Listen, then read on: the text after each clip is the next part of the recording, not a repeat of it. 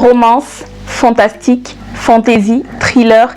Et si le problème, ce n'était pas ton idée, mais le genre que tu choisis? Moi, c'est Néris, autrice, lectrice et créatrice de contenu littéraire.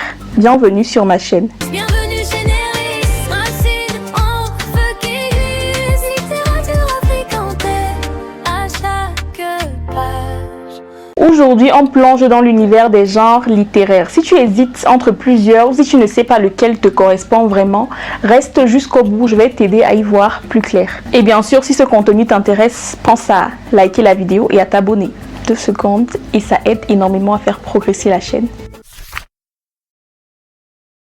Je vous révèle mon plus gros secret. Je suis clairement le genre de meuf, le genre de fille qui pleure devant une belle histoire d'amour, surtout lorsqu'elle ne la vit pas.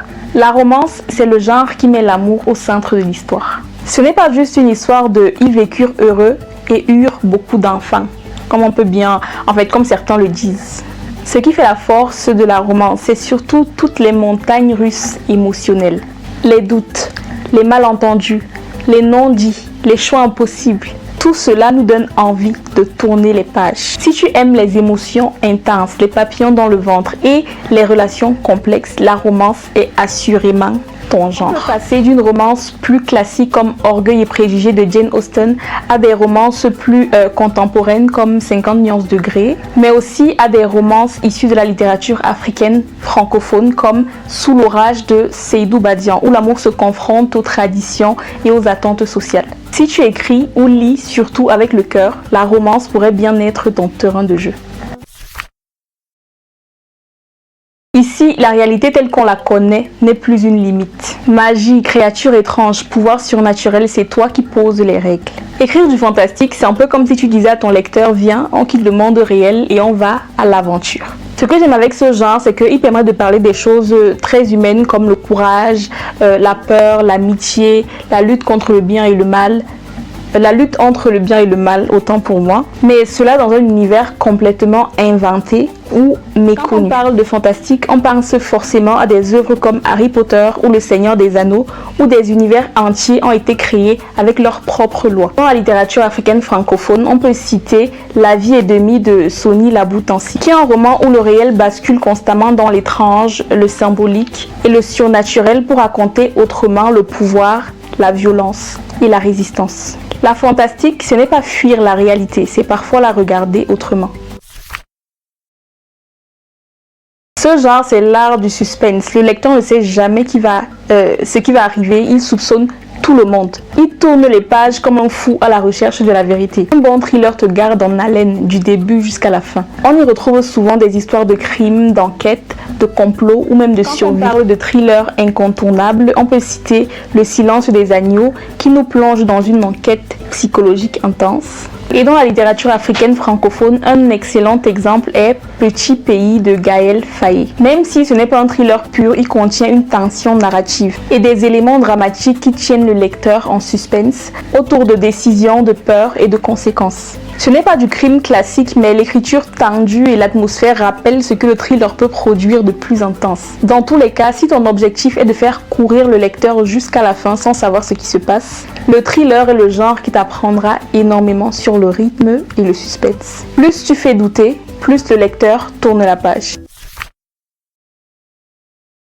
Ici, on parle de technologie, de monde futuriste, de voyage dans l'espace, d'intelligence artificielle, de robots, bref, tout ce qui n'existe pas encore ou pas tout à fait.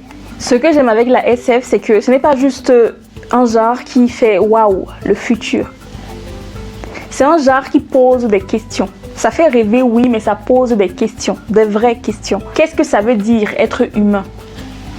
Jusqu'où la technologie peut aller. À quel moment est-ce qu'on perd le contrôle? En littérature générale, on pense forcément à Dune ou Blade Runner, des œuvres qui mélangent aventure, politique, réflexion et anticipation. Et du côté de la littérature africaine francophone, on peut citer Aux États-Unis d'Afrique d'Abdourahmane Wabery. C'est une œuvre qui inverse complètement les rapports de pouvoir entre l'Afrique et l'Occident, pour nous forcer à réfléchir autrement au monde dans lequel on vit. Si vous aimez imaginer le futur tout en vous questionnant, la SF est clairement le genre dans lequel il faut être. J'irai même plus loin en disant que la SF, c'est le futur qui nous regarde droit dans les yeux pour nous poser des questions gênantes. Imagine ta ville, celle que tu connais, les embouteillages, les taxis, les immeubles. Sauf que dans l'ombre, il y a des vampires, des sorciers, des loups-garous, des créatures surnaturelles qui vont et viennent dans l'ombre incognito.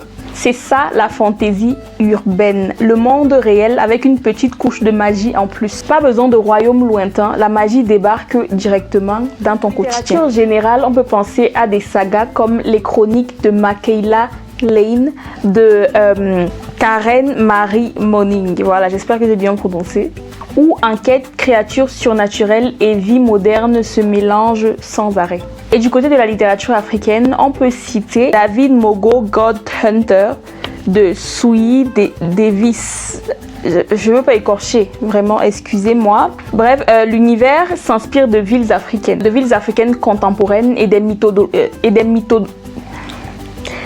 L'univers s'inspire de villes africaines contemporaines et des mythologies, enfin, locales, avec une magie qui s'invite directement dans la vie urbaine.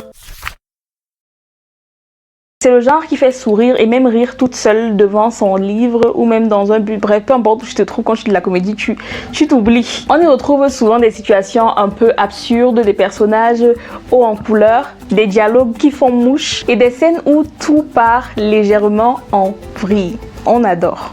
Si tu as de l'autodérision, le sens de l'observation et que tu aimes raconter les galères du quotidien avec humour, c'est clairement le genre qu'il te faut. Côté littérature générale, impossible de ne pas penser au journal de Bridget Jones. Ça nous fait suivre les aventures d'une héroïne attachante, maladroite et tellement humaine et naturelle qu'on a l'impression de se voir en elle. Du côté de la littérature africaine, on peut citer Mémoires de porc épic d'Alain Mabankou. C'est drôle, absurde, parfois grinçant, mais surtout extrêmement vivant.